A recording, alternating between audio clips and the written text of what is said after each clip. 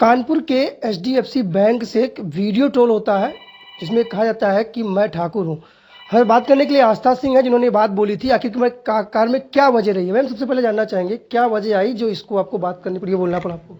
Sir, ये मामला 6 जनवरी का है और आपको भी पता है सर, नॉर्मल कोई भी इंसान अगर बैंक में काम कर रहा है तो इतना पागल नहीं होता है कि कोई अगर उसे तमीज़ से पेश आ रहा होगा तो वो अपनी तरफ से, और वो भी फीमेल स्टाफ, अपनी तरफ से बदतमीजी करने लगे। जब मेरे ऊपर किसी ने डायरेक्ट मुझसे पूछा है कि तुम्हारी जात क्या है जो इतना अकड़ रही हो, तो क्या मैं मेरा ये बताना ज़रूरी नहीं है कि मैं ठाकुर हूँ? और अभी मैं जैसा उनका भी क्लिप देख रही हूँ, उनकी तरफ से ये बयान दिया जा रहा है कि मैं उनको प्रताड़ित कर रही थी। सर, मैंने 15 दिसंबर को बैंक ज्वाइन किया था। आप एज अ न्यू ज्वाइनी, मैं आपसे पूछ रही हूँ, आप किसी ऑर्गेनाइजेशन में ज्वाइन करते हैं, आप 1 महीना, 1 से 1.5 महीना ये जानने में समय निकाल देते हैं कि वहाँ के लोग कैसे हैं, इन्वायरमेंट कैसा है, सिस्टम कैसे काम करता है। क्या मैं ऐसे व्यक्ति हूँ कि जा करके सीधे, मैंने 10 दिन ज्वाइनिंग के हुए हैं और मैं जा करके किसी को परेशान करना शुरू कर दूंगी कि मैं उसको जो उस बैंक में 2 साल से ब्रांच में काम कर रहा है, मैं उसको जा करके थ्रेट करना शुरू कर दूंगी? क्या ये सही बात हो सकती है? ये मामला 6 जनवरी का है। सबसे पहले तो उन्होंने अपने आप को कस्टमर के तौर पे रिप्रेजेंट किया है सोशल मीडिया पर कि मैंने किसी कस्टमर के साथ बदतमीजी की है।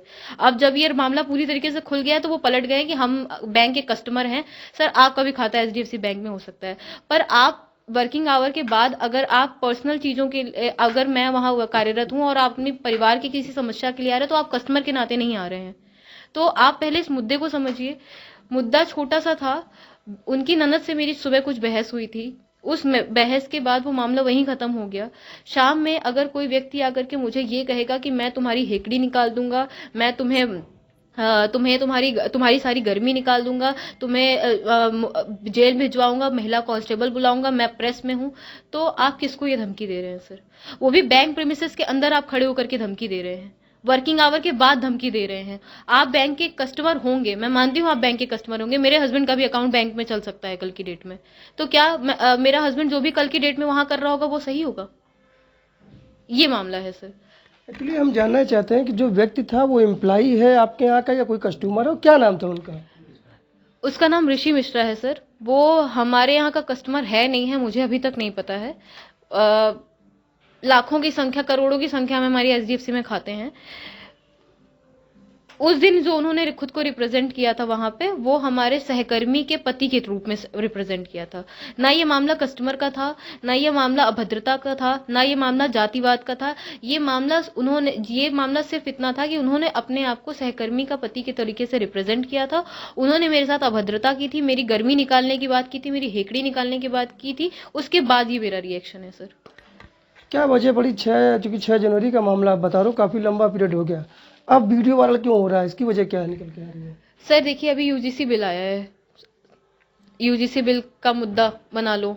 अभी आप, क्योंकि हमारे योगी आदित्यनाथ जी ठाकुर हैं, तो अब इसको ठाकुरवाद का मुद्दा बना दो कि मैं ठाकुरवाद हूँ और मैं बीजेपी कई इतने घटिया घटिया कमेंट आ रहे हैं कि बीजेपी की दलाल है, ये है, वो है, इसका रेप कर देना चाहिए।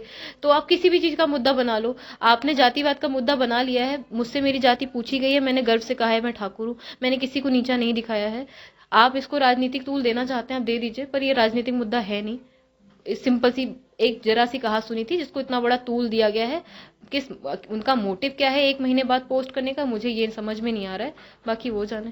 कोई एक्शन लेंगे आप इसके खिलाफ? बिल्कुल सर, मैं लीगल एक्शन लूंगी।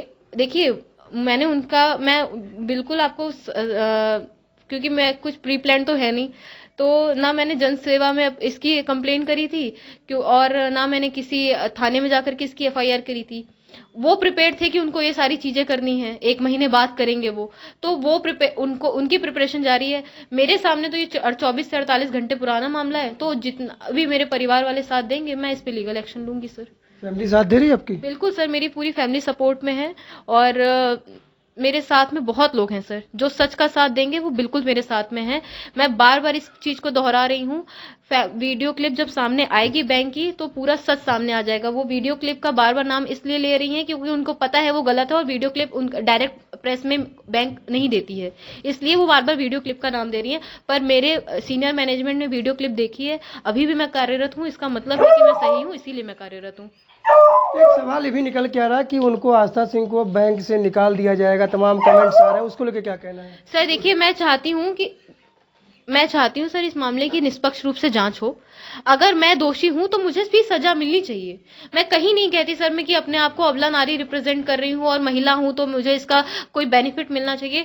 जो भी सच है वो सामने आना चाहिए। अगर मैं दोषी हूँ तो मुझे सजा मिलनी चाहिए और वो दोषी हैं तो उनको सॉरी बोलना चाहिए, क्योंकि अब वो बैंक में कार्यरत नहीं है तो मुझे नहीं पता वो कितनी डिग्निटी के साथ अपने अपने आप को रखेंगी, पर मैं अपने आप को और अपनी बैंक को डिग्निटी के साथ रिप्रेजेंट करना चाहती हूँ। अगर मैं गलत हूँ तो मुझे आरोपित साबित करो और मेरे खिलाफ जो आपको कार्रवाई करनी है करो। लेकिन अगर मैं गलत हूँ तो मेरा आपने जितना मुझे डिफेम किया है मुझे उतनी सोशल मीडिया पर अपनी फेम भी वापस चाहिए।